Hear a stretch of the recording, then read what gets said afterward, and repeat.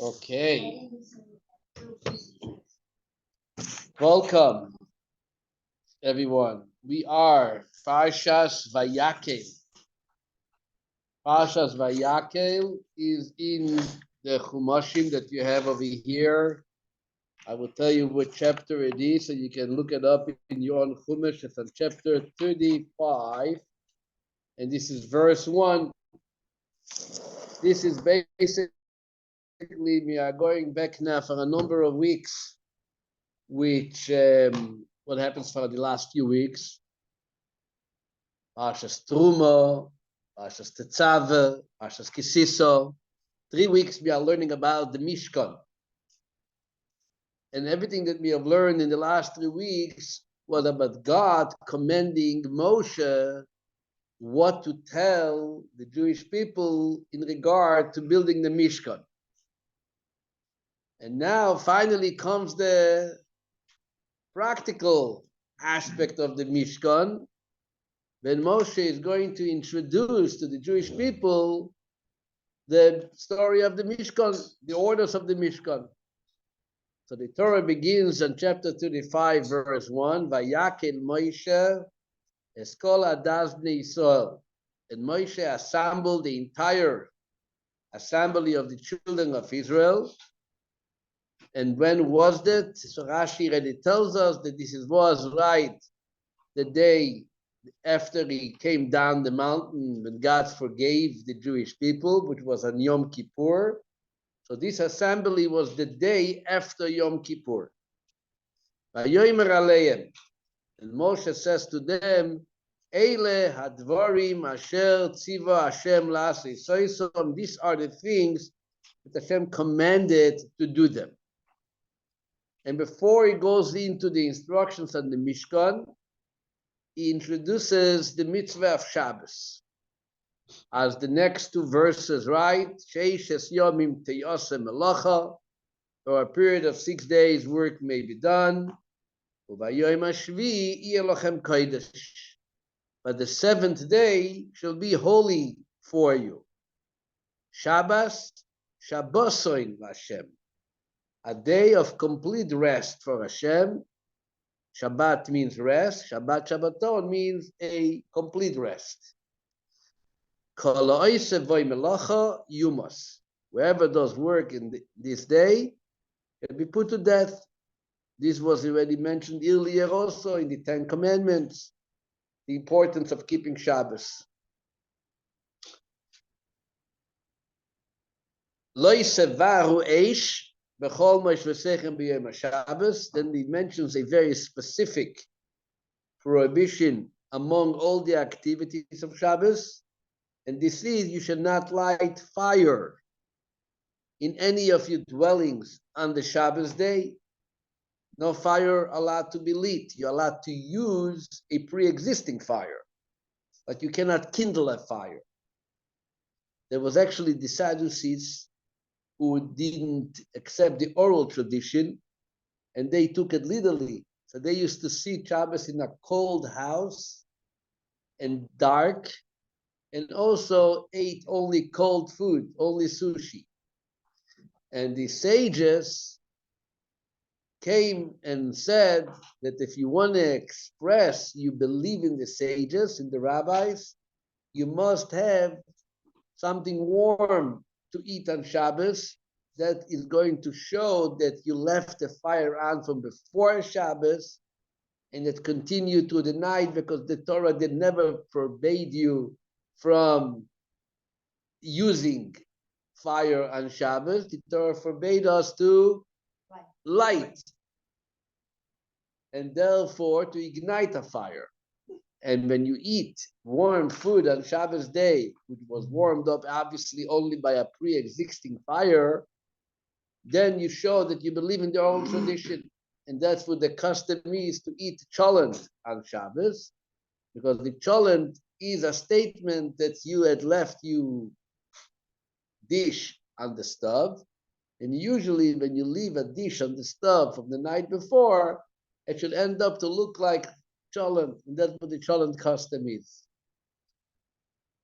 But you don't just have bagels and cream cheese on Shabbos day for this very reason. Right after Moshe finishes commanding them about Shabbos, so he begins verse 4, Vayomer Moshe, and again Moshe tells the Kol Adas Bnei Yisrael Lamor to the entire assembly of the children of Israel, Zeh Adover Asher Tziva Hashem Lamor, this is that Hashem had commanded, saying, Chu meitchem truma LaHashem, should take for yourself a portion for Hashem, and here he mentions the contributions, the items which he was told in Parshas Truma. And he tells them the items, he tells them the different utensils of the works of the Mishkan. He appoints the architect for the Mishkan, Bezalel, the grandson of Hur, of Miriam. Hur was the son of Miriam. Hur actually was assassinated when he was demonstrating against the golden calf. And the miracle happened. The very, very great miracle that which I don't think was ever repeated since, that when there was a call, the fundraising call for contributions, another call had to come in and say, enough, it's too much. I don't think any Jewish organization ever had this problem since. But that was a story that happened at that point when the Jewish people were called to build the Mishkan. The obvious connection between Shabbos and Yom Kippur, why is he mentioning Shabbos and Yom Kippur, is already told to us in the previous Parsha. After Moshe gave over all the instructions in regard to the building of the Mishkan, and when he finished speaking about the Mizbeach HaKtoret, he mentioned also very specifically in Parshas Kisisa last week on chapter 31, verse 12, 13, so it also said about Shabbos. Vayomer Hashem el Moshe Lamor, Hashem said, this is when Hashem speaks to Moshe. This week is Moshe speaking to the Jewish people. What does Hashem tell Moshe? The Ato and you, Daber el Bnei Yisrael Lamor, speak to the children of Israel, saying to them what? Ach es Shabsai tishmoru. Just observe my Shabbos. Ki ot I beinu beinechem ledoiroi sechem. Since this is a sign between me and you for your generations, Ladas, to know that I am Hashem who sanctified you, and here too it says that if you desecrate Shabbos, you're going to be put to death. So God mentions Shabbos to Moshe right following the orders to build the Mishkan. The word Ach, what's the connection to the Mishkan? So Rashi in Parsha Kisisa said it, and Rashi says it here too. The word Ach means just. So Rashi said that any time where you have the appearance of the word Ach or Rak, the Torah is coming to exclude something.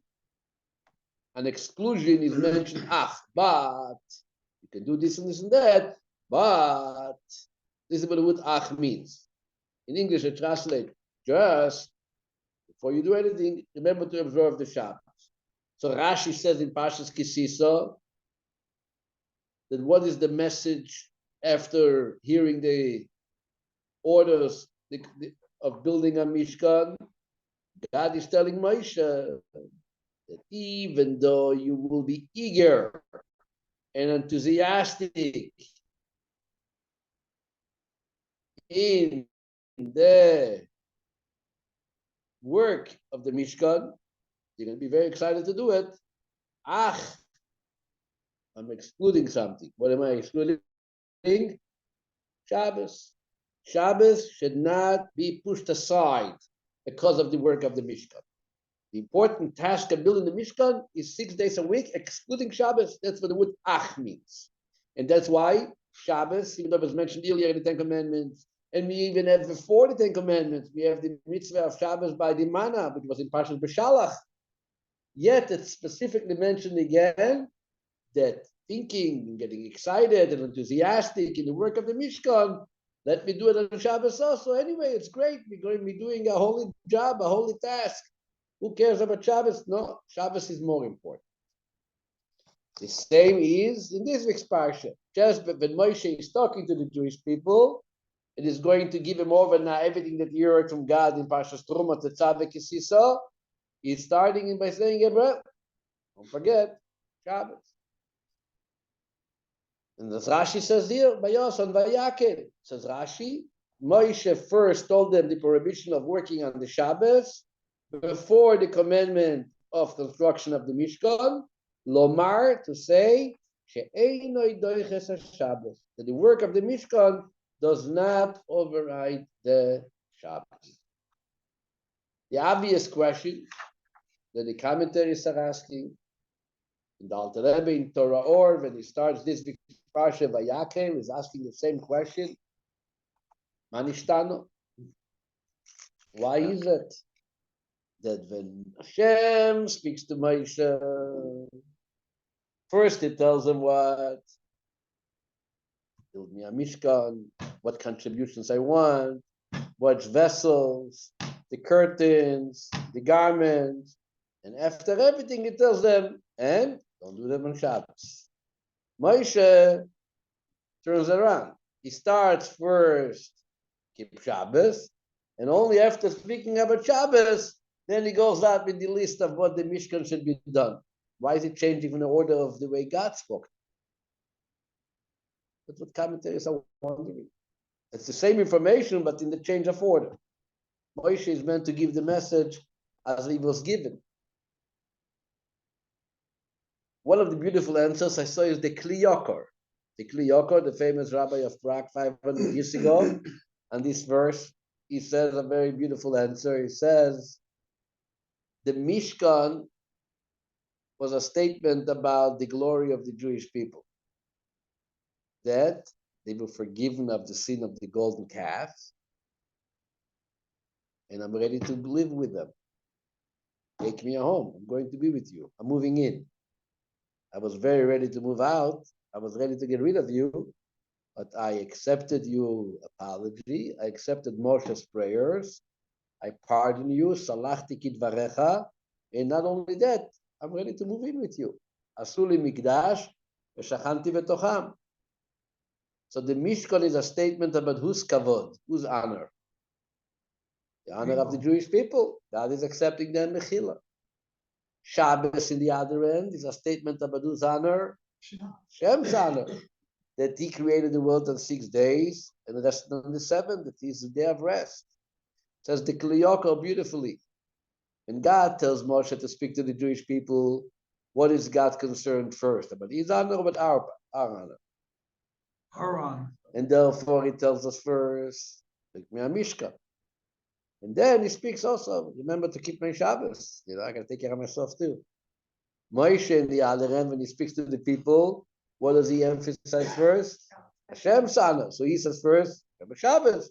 And also let them be happy and thankful that we were given also a day, also an opportunity, and this is what the Mishkan is. Couldn't you also look at it if you're because you're so excited about building this Mishkan that you say, oh, for God to dwell in, that the people wanted to do this first, and then Shabbat became secondary. Obviously, so he emphasizes no. No, but that could be either way. No one is going to build anything until they finishes the information.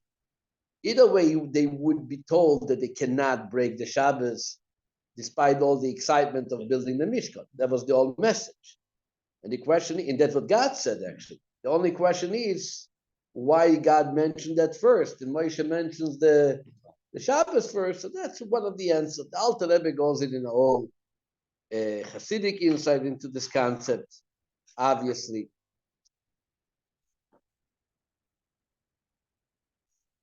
Now, the question that we do have is why Taka? Why shouldn't Shabbos allowed the construction of the Mishkan. Lama lo? Now I'll explain my question. Every activity in the Bet HaMikdash was done on Shabbos.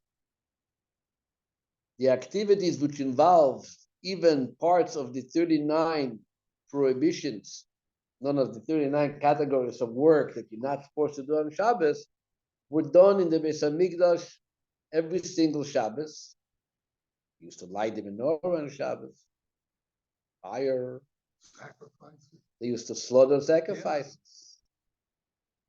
Matter of fact, everything was done on Shabbos. Every biblical prohibition in the Beis HaMikdash was done on Shabbos. Still doing God's honor, still honoring God. So why is it when you construct the Beis HaMikdash, you shouldn't be involved in God's honor? It's also the honor of God. He wasn't with us. Okay, it's a good answer. It's a good answer. Okay, I will buy it. I will accept it. In other words, there's a possibility which makes sense to say it depends. When you are building the Beis HaMikdash, the place is not holy yet. God didn't descend. The Shekhinah is not there yet. So you want to already do activities which are forbidden? No. You are in a regular state of mind. Yes, you're involved in a great project, but until the project is done, you are not in that holy place which is called Beis HaMikdash. Once the Beis HaMikdash is built, so then every activity in the Beis HaMikdash is holy. Shabbos is holy, and slaughtering animals is holy. It's all a part of the holiness.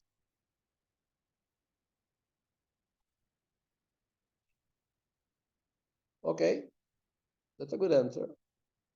Matter of fact, we find the same idea on Hanukkah. Hanukkah, there's a famous question, why did they have to rely on the miracle? Seemingly it was an unnecessary miracle. Why? Because you're allowed to use impure oil if the entire congregation is in a state of impurity, which that was the story of Hanukkah. And nevertheless, they were waiting, and then God showed a miracle. Why was it necessary for God to make a miracle? So some commentaries actually explain that we are dealing with the dedication of the menorah. The menorah is now defiled, it is impure. It's a rededication. So when you're involved in rededication, you don't rely on these principles which are only functional when the process is in order in usual days. So that's one of the answers. The question is, but still, let's assume there are permanent activities, what as the Gemara says actually, the Rambam also rules that permanent activities cannot be postponed because of Shabbos. So for example, if the day of the eve of Passover comes out on Shabbos, Saturday night is going to be Pesach, we are slaughtering the Passover sacrifice on Shabbos. Why? Because there's no choice. And it's a permanent day, so we don't change it. It's like a bris, circumcision. If that's the A day, then we don't change it. That's the day. And that you can answer in regard to all those occurrences, which after the fact, if it happened on the calendar on Shabbos, we will do them on Shabbos because we have no choice. They are established to be done at that particular day, whenever it occurs, whether it's Pesach or it's the Omer and things like that. But then you have in the temple like sacrifices like Musaf. Musaf is a specific Shabbat offering. So why would God introduce a offering to be done on Shabbat despite the prohibition which it involves Shabbat? And the answer is again, what you do in the temple is holy. This is not part of the deal. It's not part of the deal. Matter of fact, I saw that the Rebbe Rashab the fifth Rabbi writes in a Hasidic discourse. He says, he speaks more from a Hasidic point of view, but it's the same idea. Where did I see it?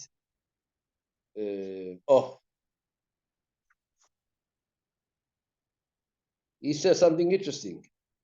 He writes, this is from a Hasidic discourse, he says that, it actually says in the Medrash, on the first commandment, it says, Vayidaber Elokim es kol hadvorim ha'ele lemor, that God spoke all those words, and the Medrash speaks about that God spoke simultaneously different ordinances which came out, even though they are different one of the other, were spoken simultaneously.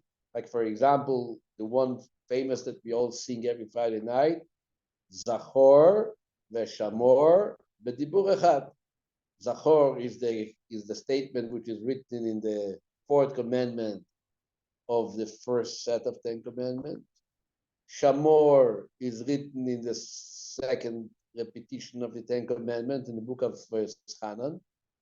And we sing in the Lechadodi every Friday night, based on this medrash, Zachor Veshamor Bedibur Echad, Ishmianu Kela Meyuchad. That Zachor Veshamor was said simultaneously. We can't even imagine how can you say two things simultaneously. One word comes out of our mouth, the second word has to follow it. But to have two words simultaneously is a godly occurrence. But the Medrash deal says that when God said the pasuk, Zachor et Yom HaShabbat lekacho, remember the day of Shabbos to make it holy, simultaneously, the verse which talks about the Shabbat offerings, Ubeyom HaShabbat shnei chvasim neishanat mimim, that on Shabbos you should offer two perfect lambs, unblemished lambs, was said together with that verse, Zachor et Yom HaShabbat lekacho. Which means to say, that's what the Medrash said. But what's the meaning of that? The technical appearance of it, I don't know, and I can't explain. But what is the meaning of it? Chassidus explains, the meaning of it that they share the same content. The idea of remembering Shabbos is the same idea of offering sacrifices on Shabbos. When you don't offer a sacrifice on Shabbos, it's not only that you did not offer a sacrifice. You violated your commandment to offer a sacrifice on Shabbos. You violated the commandment to remember Shabbos. Because Shabbos has to remember by offering the sacrifices. And if you don't offer the sacrifices, you actually desecrate Shabbos. Shabbos expects you to offer the sacrifices. So does that mean when Jerusalem was under siege, we have the obligation to parlay with the enemy to get sacrifices if we did not have them? They did.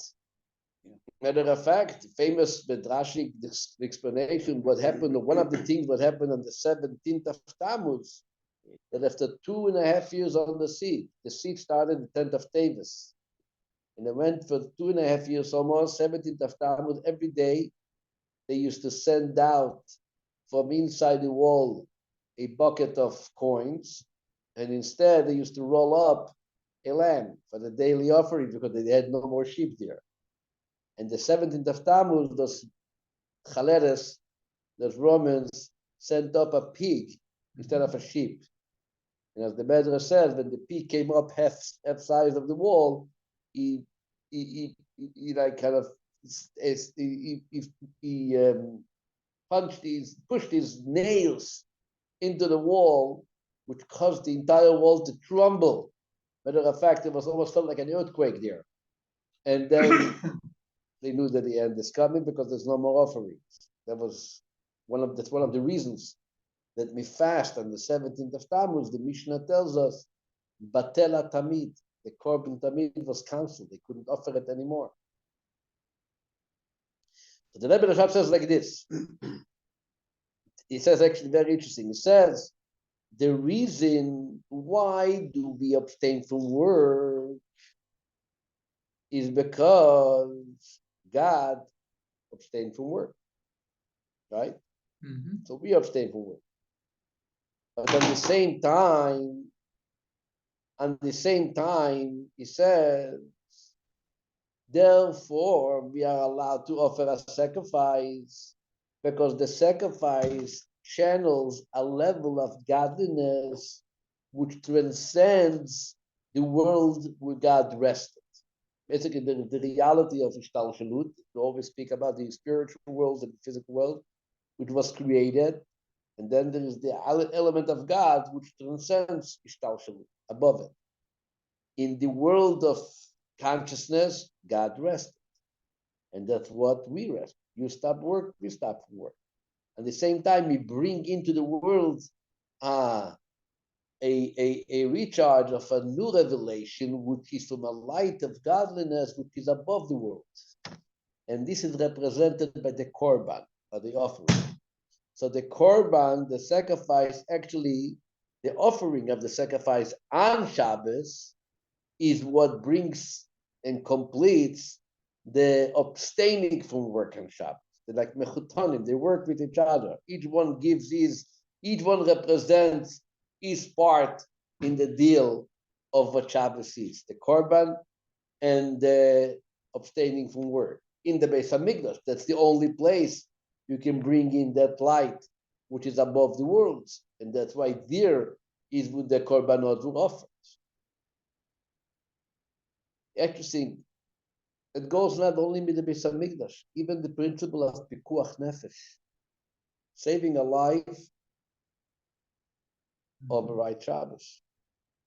According to one opinion, we learn this principle out from the verse, Veshamru bnei Israel et Shabbat. The Israelites should keep the Shabbos. If you don't save your life, then there's no Israelite to keep it.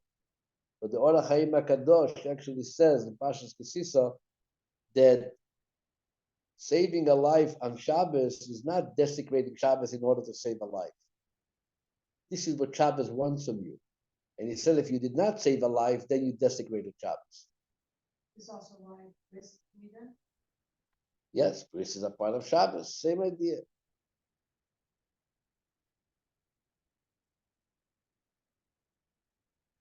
Same idea. So Korbanos is part of Shabbos, but the construction of the Beis Hamikdash, to build a place that God should have where to offer Korbanos, that's not part of Shabbos. That's something that you're involved in making. When you're going to finish making them, then will be great. But at this point, until you break them, that's not the deal yet. It's not happening yet.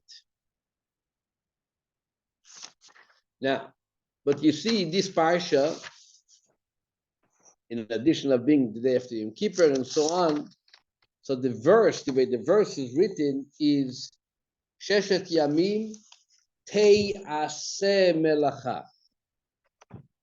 Not Ta'aseh Melacha, but Te'aseh Melacha, which is in English translated, not 6 days shall you work, but rather 6 days work may be done,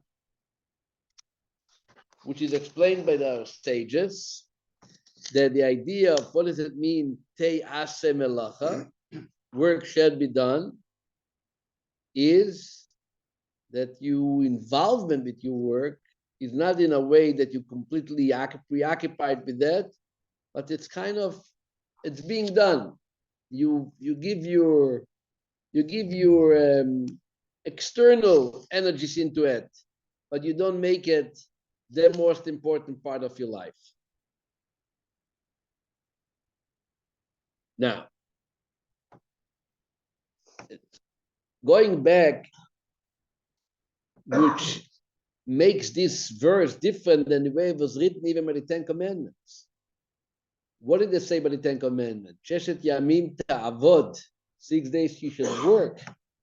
V'asita kol melachtecha, you should perform all your work, all your labor.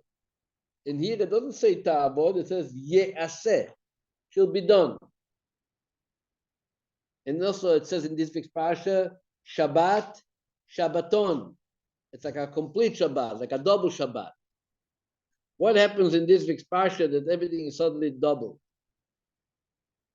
So one of the ideas which is being explained, and the Rebbe speaks about it, that the emphasis in this week's Parsha is not so much about Shabbos itself, that was already told to us in the Ten Commandments. The message of this week's Parsha of Shabbos is mainly how the Shabbos is going to impact the week which follows the Shabbos. What is Shabbos? What is the essence of Shabbos? What is the meaning of Shabbos? Mainly, the way our commentary is the chinuch in this week's Parsha, in other places, explains that the all-important message of Shabbos is, the words of the chinuch is, likvoa benafshotenu emunat chidush haolam. The whole idea is to establish in our souls, in our psyches, in our beings, they believe that God created the world, God created the humans, the people, and He leads them. This is what Shabbos is, that's what Kiddush is. Yom HaShishi, there was a 6th day, there's a creator. And I always like to say, if you know there is a creator, then you know there is a plan. If there is no creator, if it's all a bucket of ink which was spilled in a way which formed other world, evolution or whatever other idea, then there's no purpose. I do what I want. There's no one behind it anyway. It's an accident. It's an explosion. Shabbos is the moment that we are confirming in our minds, confirming in our hearts. It's the simple meaning of Shabbos. It's elementary, but fundamental. That the world is a creator. And the world as a creator is what Shabbos tells us, which is being celebrated on Shabbos. But what does it give us?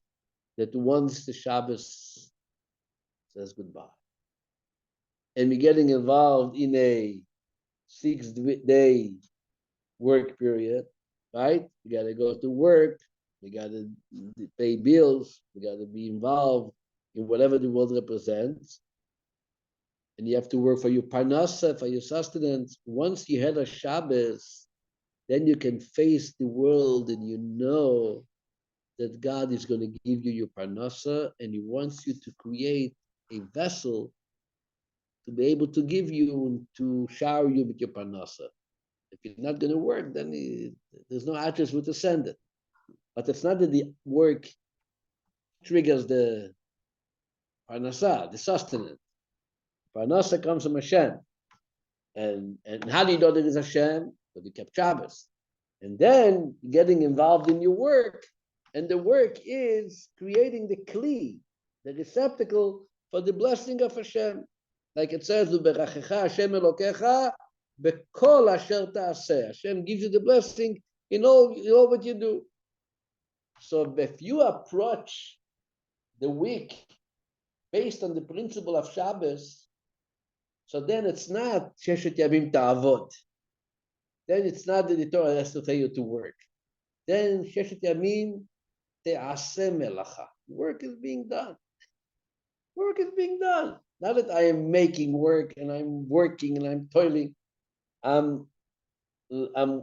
Work is being done, as they say, enough to trigger the channel of parnasa into my bank. But I'm not going to go b'shuga and not to come to daven and not to come to learn and not to be involved with family or friends or kindness because I'm working. No, it's a part of life. It's not the whole life. Why is it only a part of life? Because you know that Hashem is the one who supports you. You're coming after a Shabbos, right? You have somebody who takes care of you. And that's what it says, Te'aseh Melacha. But the Rebbe says, in such a case, when you work on the 6 days, now it's going back, the Shabbos which is following the 6 days. So somebody worked after a Shabbos, he came out of Shabbos inspired. What was the inspiration of Shabbos? That there's a creator. That's what I realized by keeping Shabbat. You're facing the week, you go through the week. How? Say, Osem Melacha. Hashem is taking care of me, but I'm doing whatever He needs me to do in order to be able to give the blessing. Right? Then during the week, you're also on Shabbos. You are what we can call a Shabbos Jew. Here in this talk, 1989, the Rebbe calls it a Shabbos Diker Eid. That's what Shabbos Shabbosai is. Shabbos Shabbosai means that when you work, penetrating your consciousness is the idea that the world was created by God. So even when you work, you are in a level of Shabbos. So then you are called a Shabbos Dikerit. And that's what is Shabbos during the week. So then when Shabbos comes afterwards, what do you become then? Then it's a double Shabbos. Then it's Shabbos Shabbos. So it starts with Shabbos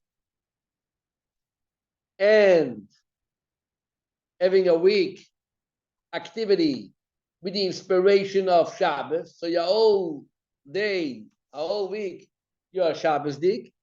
And then comes Shabbos after that. What's now? Oh, Shabbos was a whole week. What's now? We're getting into Shabbos.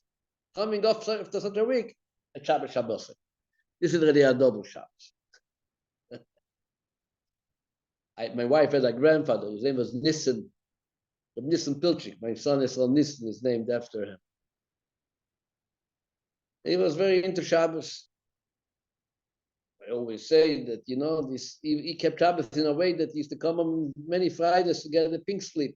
Because in the 1930s, if you did not continue working on Shabbos, you got a pink slip. That means you're not getting your job again. Every Shabbos was a new year. So someone once said that he met Reb Nissen Pilchik on Saturday night. And you see them on the street, Reb Nissen goes over, he gives them a big hug. Oh, amazing! He says, Reb Nissen, what's amazing? 6 days to Shabbos. You have 6 days only to Shabbos. What do you mean what's amazing? Somebody looks on Saturday night, oi, Shabbos is finished, over. Depression, trying to take out the meds. Somebody else looks on Saturday night, oh, Shabbos Shabbos, now we're getting back into Shabbos, and 6 days from now, who? Shabbos Shabbos, 6 days to Shabbos. That's called a Shabbos Dikiyid. The Rebbe says something very interesting. There is the extra prohibition which God says right after He mentions about the observing Shabbos. We read was the prohibition is not to kindle fire in the house of Shabbos. The Rebbe says, what is fire? Fire. Person can be fired up. Itlaavut, right? Enthusiasm, excitement. This is represented by fire. So what does it say? Lo tevaru esh bechol moshvotechem. In all your dwellings, you shouldn't light candles. What is your dwelling? My personal life, my day-to-day life, my physical life. Yeah. You don't need to put fire into it. It's enough that you eat. Don't need to put fire. It's enough that you sleep. It's enough that you have to get to work. You don't have to put all your life and energy into it. Where do you leave your life and energy? Like the Gemara says, you can't kindle a fire in your what's it called, in your dwelling place, but you are allowed to keep a fire in the temple. In holy matters, you're all fired up. Then you're all fired up. And fakir, then you're putting an emphasis on the fire. Then you're making the fire going and burning. Because that's what the Beis Hamikdash is all about. It's about bringing fire and enthusiasm into a person's day-to-day work. This is connected to a very special reading that we're going to have this Shabbos, even though we studied about it last week. But the reading of this Shabbos is going to be in addition to the Parsha. We have 4 weeks in the next month that we're going to have small additional readings. Starting with this week, we're going to read the beginning of Parshas Kisisa, which speaks about the half a shekel. The reason that this is being read the Shabbat before Rosh Chodesh Adar, which is going to be this coming Sunday, so because our sages teach us that every Jew had to contribute a half a shekel each or poor, same half a shekel, which was used mainly for the daily offerings. We all have an obligation to offer a daily sacrifice every morning and every afternoon, but we can't be there every day. So there was a communal fund that we all became partners, shareholders, and that's how the communal sacrifices were purchased on behalf of the entire Jewish nation. And that was given every year on Rosh Chodesh Adar.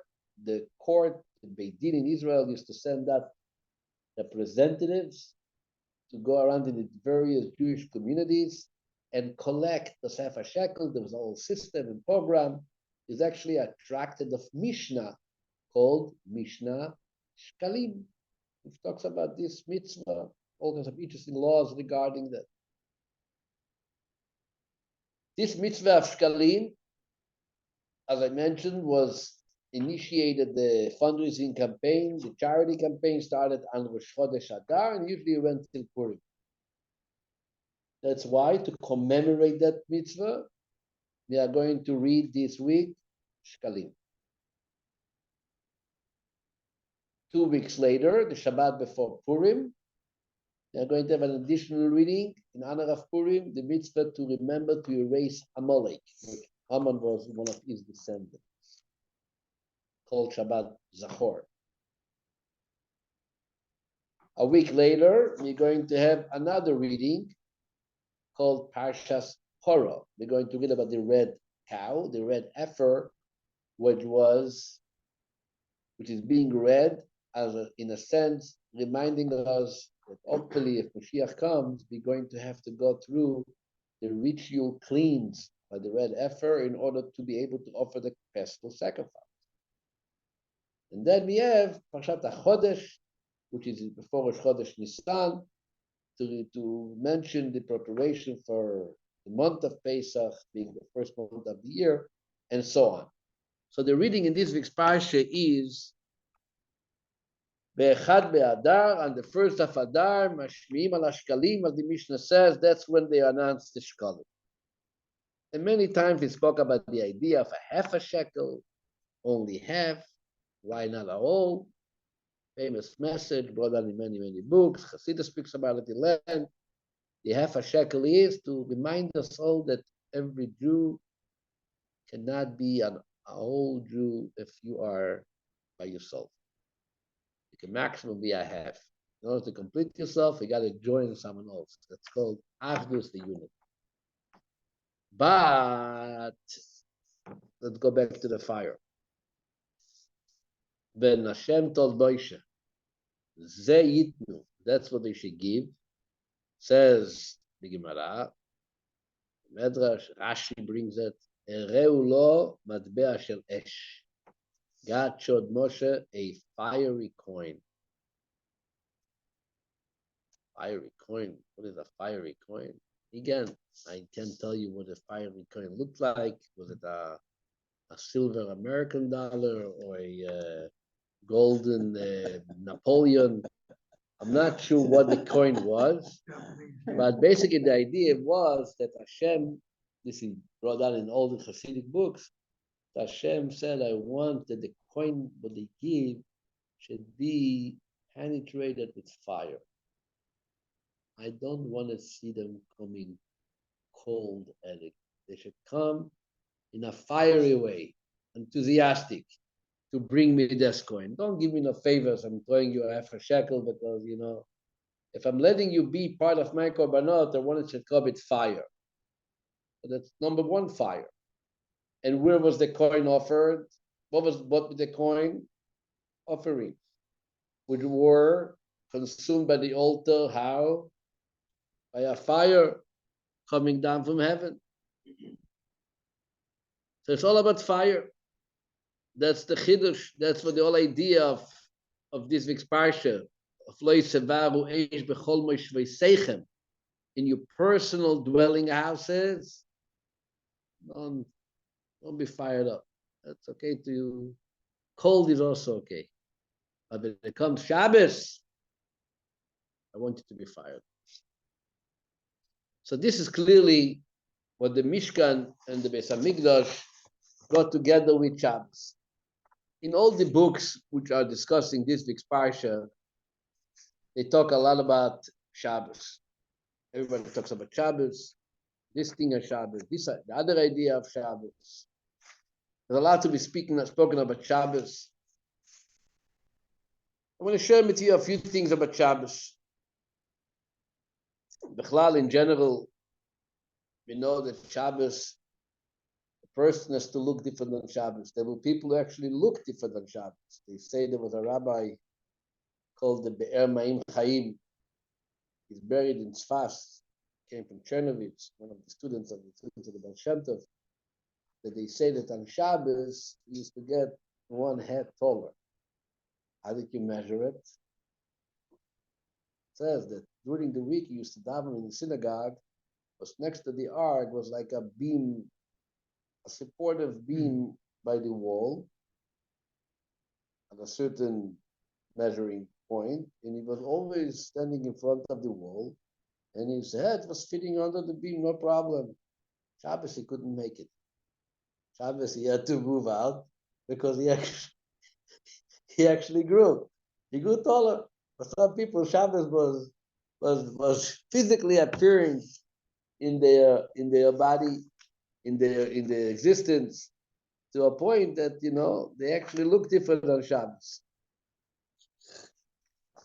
There is the meals of Shabbos. There is the special clothes that we wear Shabbos. They say that the Rebbe Maharash used to have a special nigun, special song he used to sing when he put on the Shabbos clothes, and a special song that he used to sing when he took off the Shabbos clothes, Shabbos kapata, and so on. I'm not sure what the song is.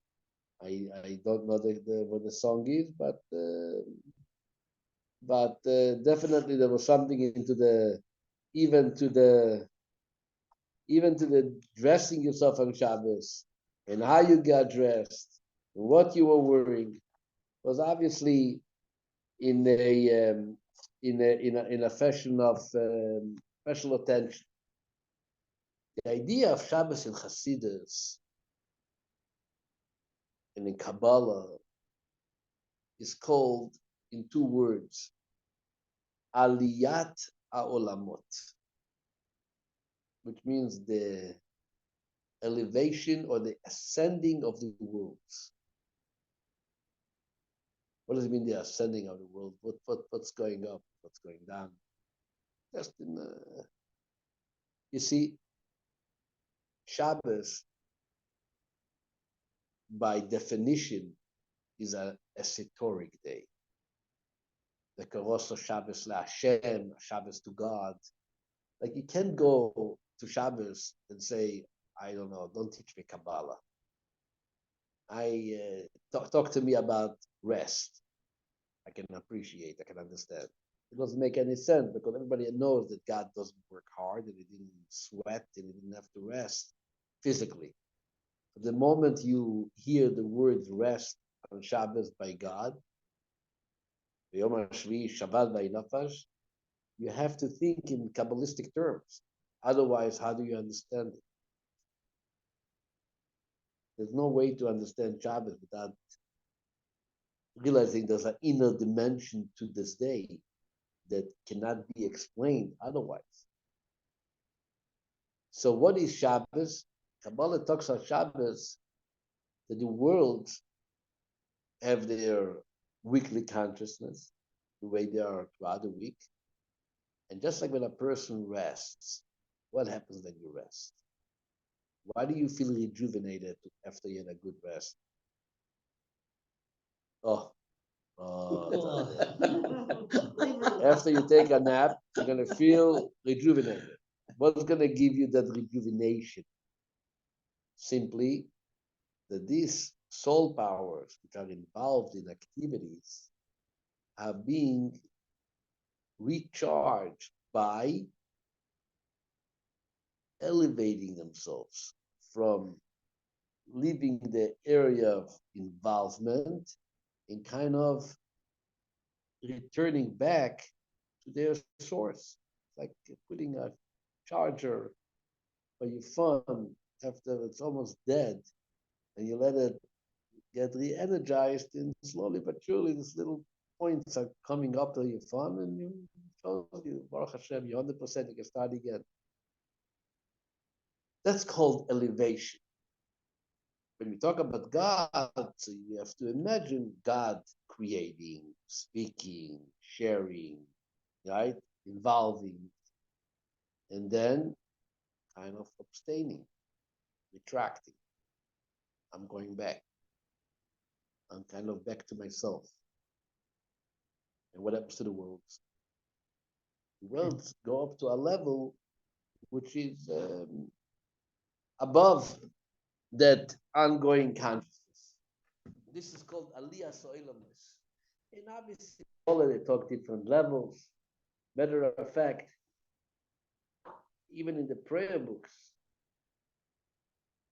we say Friday night in the Amida, Vayanuchu va beit hei kol Israel mekadeshei shmecha. Come Shabbos morning, we say Vayanuchu bo bet vav. Come Shabbos afternoon, we say Vayanuchu bam, in them, in here, in eat, and in them. You ever notice that in the Amida of davening? You make a song of it. Ba, ba, bum, bum, bum, ba, ba, bum. Like an old tune. Where is the ba? Why Friday night is ba? On Shabbos morning is bo. Shabbos afternoon is bam.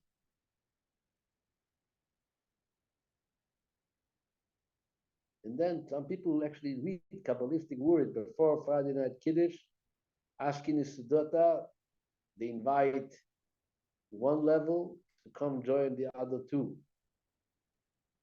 And the next morning, the other two are inviting them, and the third. So this is not for this moment to explain, but it's obvious to even to the naked eye that Shabbos is a mystical feel, a mystical expression, a mystical experience. And what is the point of this week's Parsha? What are we walking out with? 2 points. Number one, that there is no sacred practice, experience, which is more important than Shabbos. You can't build a Beis Hamikdash and say, well, if I'm involved in building Beis Hamikdash, let Shabbos go on the side. No, I'm involved in great things. I'm involved in going to a wedding. I'm involved going to a bar mitzvah. All wonderful things, but the building in Hamikdash was even greater than that. And yet God said more than once, twice, repeated again, I don't want to see you on Shabbos here. Sorry, not interested. But also, more importantly, is to understand that Shabbos is a time to be in the Beis Hamikdash. And when you are in the Beis Hamikdash, you are going to offer korbanos. You are going to offer sacrifices. You are going to light the fire. Because this is not sacred activities. This is a part of this ongoing holy endeavor which takes place in the Beis Hamikdash, specifically accomplishing it by those activities that God wants you to do in the temple. The Rebbe Rashab used to travel. He wasn't physically healthy for many years. He had to go to different places to breathe air for his health. He used to go to Yalta, to Menton, traveled a lot out of Lubavitch. Many months of the year was out. Not a healthy, physically healthy. Previous Rebbe writes that he, wherever his father was,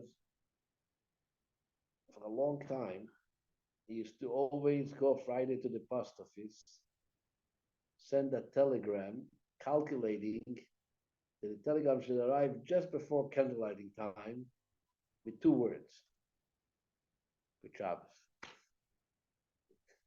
His father should get to him every Friday, just before candlelighting, the post office should deliver the telegram with Shabbos. He figured out the times, the way it worked with the telegrams. You should get those 2 words with Shabbos. And it's very interesting. You meet people, good friends, even on an ongoing basis. You ever saw somebody coming into shul, meaning a person that is happy to see him, and said, "Oh, good Monday, good Wednesday." Never. On the streets, no one is wishing each other, greeting each other, good Sunday, good Monday. Say good morning. That's it. Hello. The only time of a week that everybody meets each other and they all say the same thing. Shabbos, Shabbat Shalom. What is it? Why can't you say on Monday, good Monday? Try it. It's not going to work. Because it's not about what you say, it's what the day represents. And only Shabbos is a day that in the air is the holiness of Shabbos. You have to let it internalizing, but this is what Shabbos is. Have a good Shabbos, everybody. Good Shabbos, good Shabbos. All the best. Good Wednesday. What time of day would you want to start reading for Shabbat? Friday night.